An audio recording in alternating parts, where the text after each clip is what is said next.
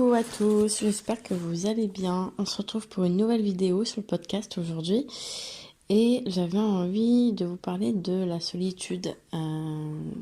C'est vraiment pas un sujet que je pensais un jour que j'allais aborder sur la chaîne, mais là j'ai eu pas mal d'échanges avec des personnes que j'accompagne, que ce soit en guidance comme en soins, en lithothérapie.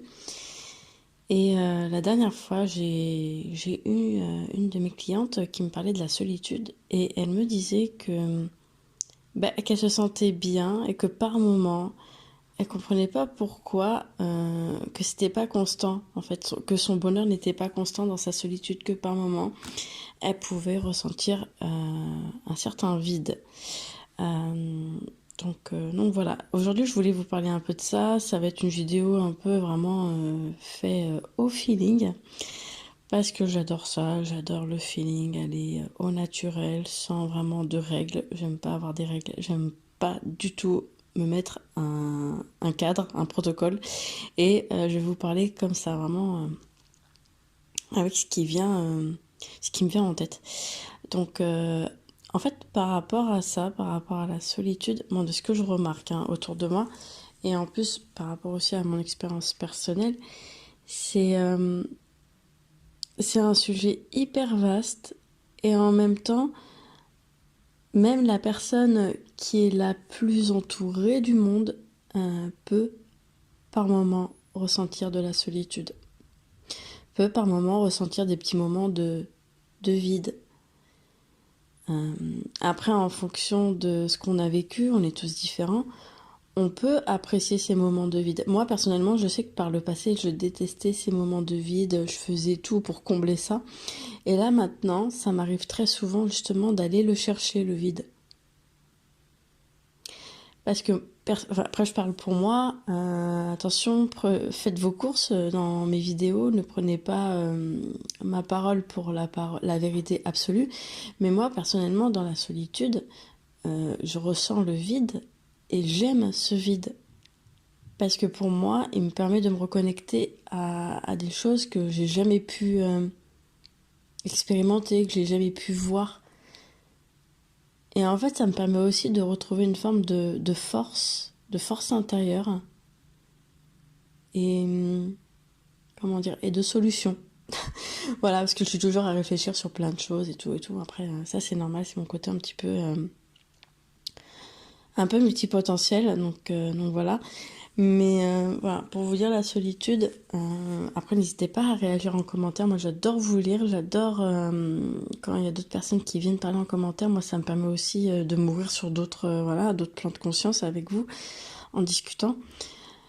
Mais beaucoup voient la solitude comme quelque chose de mauvais ou quelque chose qui est un peu négatif. Et je remarque aussi que les personnes qui sont seules, qui le choisissent, qui choisissent d'être seules, quand je dis d'être seul, je parle dans tous les sens du terme. Ça peut être qu'ils choisissent d'être célibataire, de pas être en couple, qu'ils choisissent de s'exclure d'une famille, une famille de sang, parce qu'ils se sentent plus, non, ils se sentent plus sur la même fréquence que cette famille. Donc voilà, ils s'excluent, ils aiment s'exclure, ils adorent ça, ils apprécient en fait leur solitude.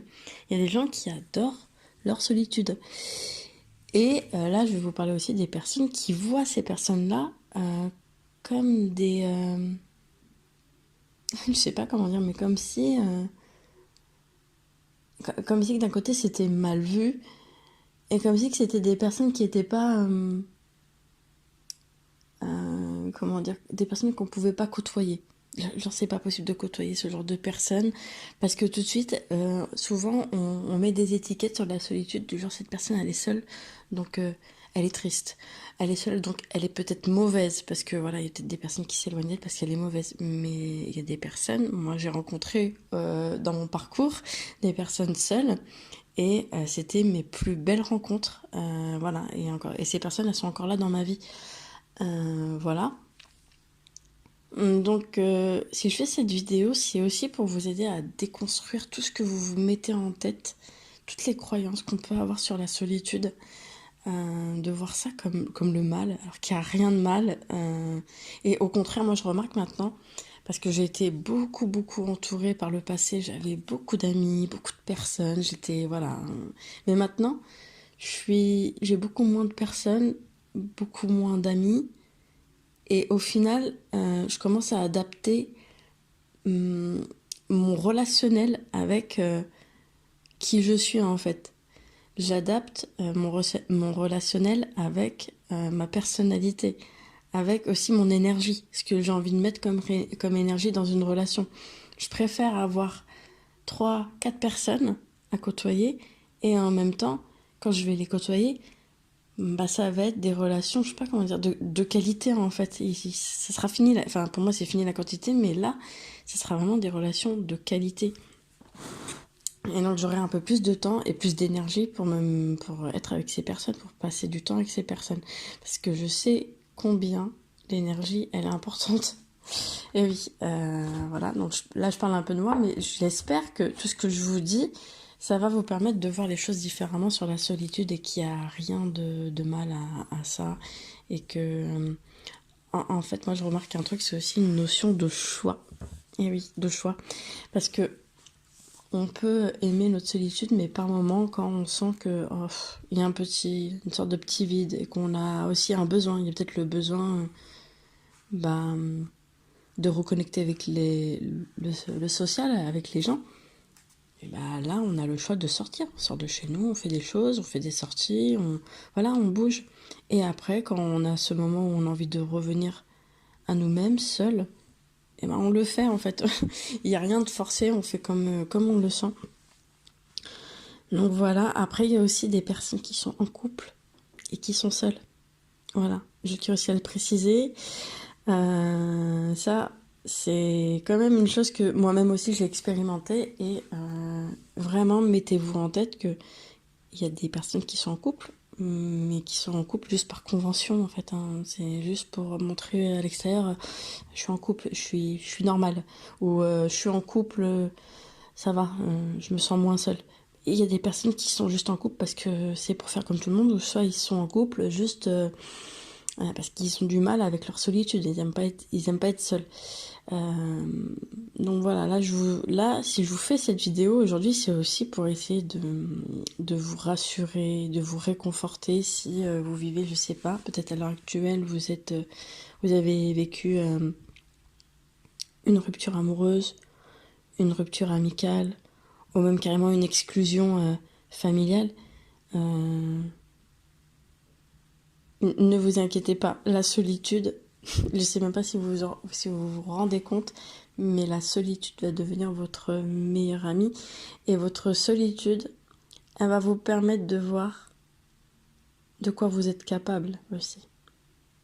C'est carrément l'endroit, la solitude, où vous allez faire face à vous et à tout ce que vous êtes capable de réaliser. Et je sais qu'il y en a beaucoup qui ont peur de la solitude parce qu'ils ont tellement peur de voir des choses en eux, enfin je sais pas, peut-être les traumas aussi, hein, la mémoire traumatique, tout ça, je sais que ça peut faire peur. Et comme je disais, par rapport à ça, le fait d'avoir peur d'être dans la solitude, par peur justement de voir des choses qui remontent, hein, comme des souvenirs, des traumas d'enfance.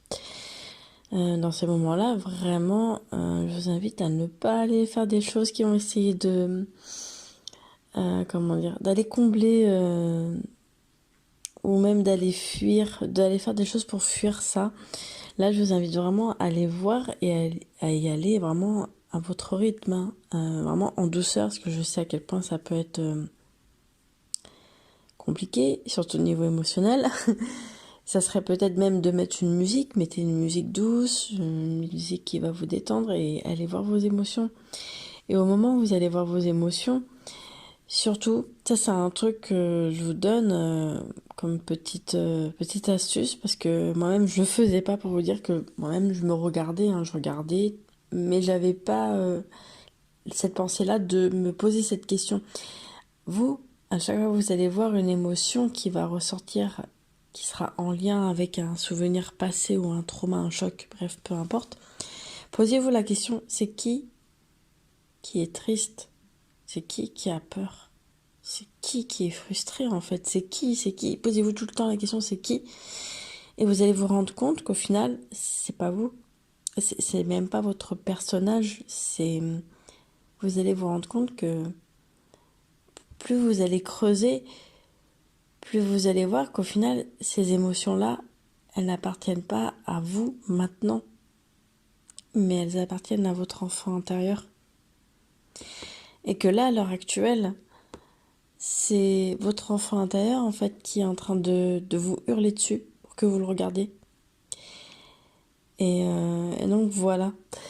Mais vraiment, n'ayez pas peur, moi je dis, n'ayez vraiment pas peur d'aller voir tout ça et de rester dans votre solitude pour un petit moment et après revenir, comment dire, dans un cercle amical, social, bref, de retrouver une vie relationnelle.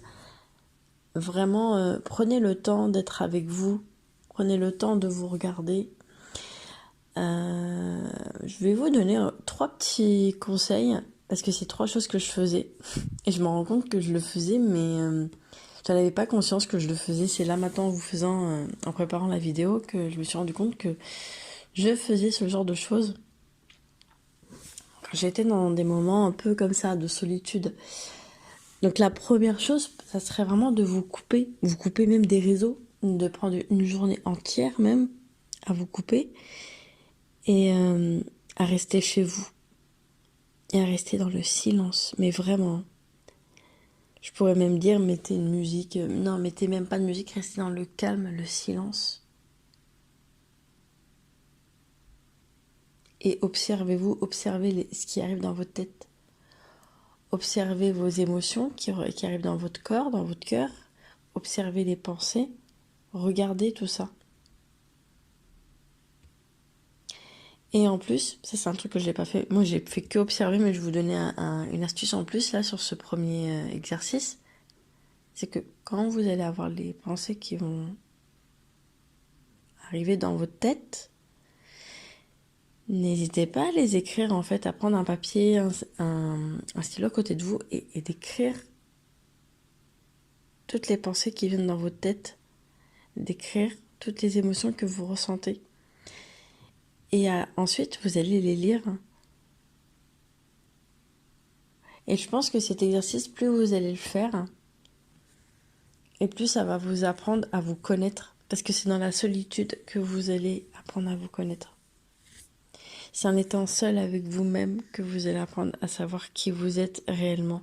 Et en général, quand on fait ce truc-là, cet exercice-là, on se rend compte que on se connaît pas en fait. On se connaît pas. Parce qu'on va aller loin. Moi, je sais que quand j'ai fait cet exercice, je me suis dit, mais je me connais. Et quand je me suis dit, je me connais, j'ai commencé à comprendre d'où ça part quand on dit je me connais. Moi, avant, j'avais très souvent cette croyance de je me connais. En fait, je connais tout de moi, mes qualités et tout. Mais c'est même pas ça, en fait, vraiment se connaître. Vraiment se connaître, c'est même reconnaître nos petites imperfections, nos défauts, comment on fonctionne. C'est de voir tout ça, en fait, de les reconnaître. Et ensuite, quand vous allez faire ce travail-là, de vous regarder de plus en plus, au final, vous allez vous dire, mais en fait, je me connais pas vraiment. Et aussi, ce qui va arriver derrière, c'est que vous allez vous dire, mais c'est pas grave, je m'en fous. Je me connais pas, mais voilà, ça va, en fait, ça va. Vous prenez comme vous êtes, en fait, vous vous acceptez, vous vous accueillez. Et pour le deuxième exercice, et ça, moi, je le fais de plus en plus. Alors, ça peut être tout, vraiment de tout. Chacun a sa créativité. On a tous en nous une part de créativité. On sait tous faire au moins 1 ou 2 choses avec nos mains. Et moi, je me rends compte que ça, c'est un truc que je pourrais vous donner en deuxième conseil, c'est de faire une activité créative avec vos mains. Ça peut être de la peinture, de l'aquarelle, ça peut être du journaling. Moi, je fais beaucoup de journaling. Du journaling, je fais un peu d'art-thérapie, je dessine, j'adore dessiner. Des fois, je fais des trucs, ça ressemble à rien, mais j'adore. Et je fais aussi mes bijoux, forcément, comme j'ai ma boutique. Rien que le fait de faire mes bijoux, ça m'aide à être là, dans mes bijoux, et pas autre chose en fait. Il n'y a que ça qui compte, les bijoux, les perles et les mandalas, l'art-thérapie. Et en faisant ça, en vous reconnectant à une activité artistique, eh bien, ça va vous aider aussi à être bien avec la solitude. Parce que vous êtes seul avec vous-même quand vous êtes dans ces moments-là à faire des créations. Vous êtes seul, il n'y a personne autour de vous. Et donc, rien que le fait de faire ça, ça va vous aider à vous rendre compte que vous êtes en train de faire quelque chose dans une solitude, en fait. Et vous allez vous rendre compte que ça va.